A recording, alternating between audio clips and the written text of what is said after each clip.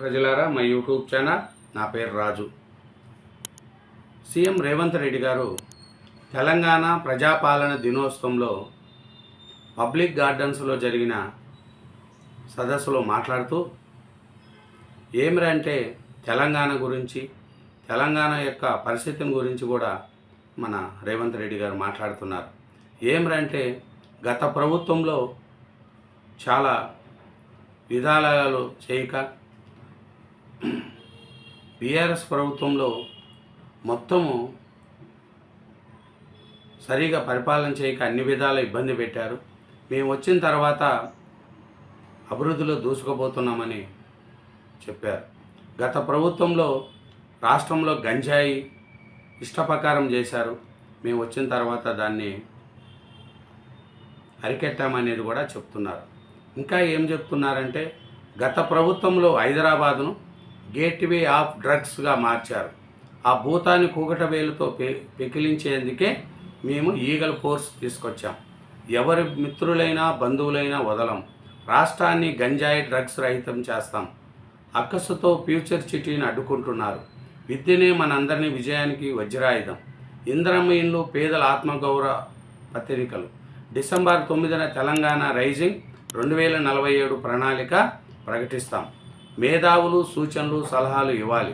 ప్రజాపాలన దినోత్సవంలో CM Revanth Reddy గారు చెప్తున్నారు. భాష నైపుణ్యాలు, క్రీడల మేళవింపుతో తెలంగాణ విద్యా విధానం ఉంటుందనేది కూడా సీఎం రేవంత్ రెడ్డి గారు చెప్తున్నారు. ఇంకా రేవంత్ రెడ్డి గారు ఏం చెప్తున్నారంటే డ్రగ్స్ భూతాన్ని కూకటవేలుతో ఇలికించేందుకే ఈగల ఫోర్స్ని తీసుకొచ్చామని ముఖ్యమంత్రి రేవంత్ రెడ్డి గారు చెప్తున్నారు.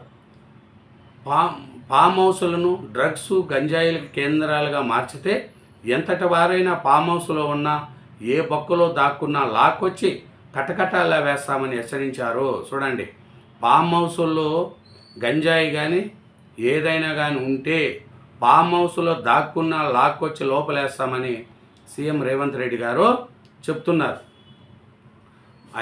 బుధవారం హైదరాబాదు పబ్లిక్ గార్డెన్స్లో జరిగిన తెలంగాణ ప్రజాపాలన దినోత్సవంలో చంద్రబాబు నాయుడు మన రేవంత్ రెడ్డి గారు ఏం చెప్తున్నారంటే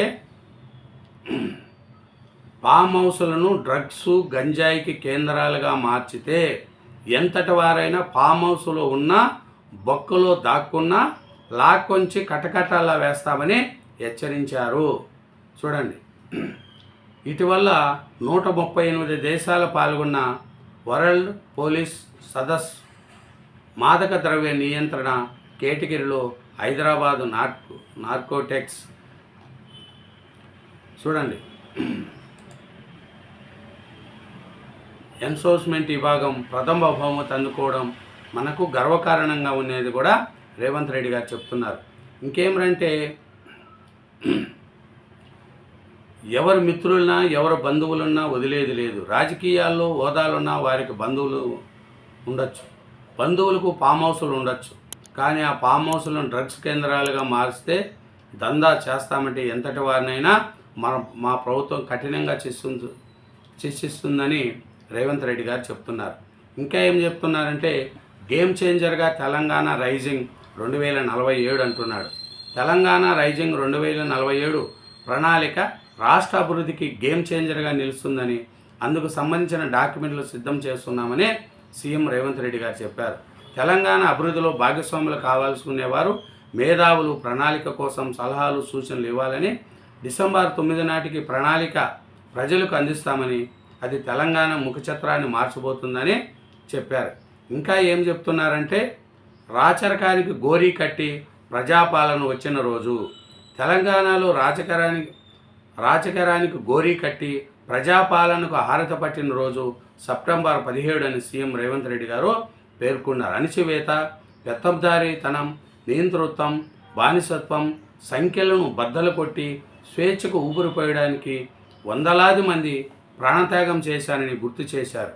ఎన్నో ఆశలు ఆకాంక్షలతో మొదలైన తెలంగాణ స్వరాష్ట్ర ప్రస్థానం తిరిగి నియంతృత్వ నిర్బంధంలోకి జారిపోయిన తీరును గడిచిన 10 ఏళ్లలో చూశామన్నారు. ఇంకా చూస్తే విద్యారంగం నమూల రేర్చాలనే మా ధ్యేయమని కూడా రేవంత్ రెడ్డి గారు చెప్తున్నారు. సీఎం రేవంత్ రెడ్డి గారు ఏం చెప్తున్నారంటే, ఇంకా ఏం చేస్తున్నారంటే 3 ఏళ్ల డిగ్రీ 4 ఏళ్ల ఇంజనీరింగ్ బోధించి పట్టాలిచ్చి పంపే చదువులతో ఎవరికీ ఉపయోగం లేదని, ఉద్యోగాలిచ్చే చదువులు కావాలని సీఎం రేవంత్ రెడ్డి గారు స్పష్టం చేశారు. ఏ దిశలో విద్యారంగాన్ని నమూలా ప్రక్షాళన చేసి నూతన విద్యా విధానం ప్రవేశపెడతామనేది కూడా మన రేవంత్ రెడ్డి గారు చెప్తున్నారు. ఇంకా ఏం చెప్తున్నారంటే, ఎవరికైనా ఫామ్ హౌస్లు ఉండొచ్చు, కానీ ఫామ్ హౌస్ల్లో కానీ గంజాయి కానీ డ్రగ్స్ కానీ ఉండాలని తెలిస్తే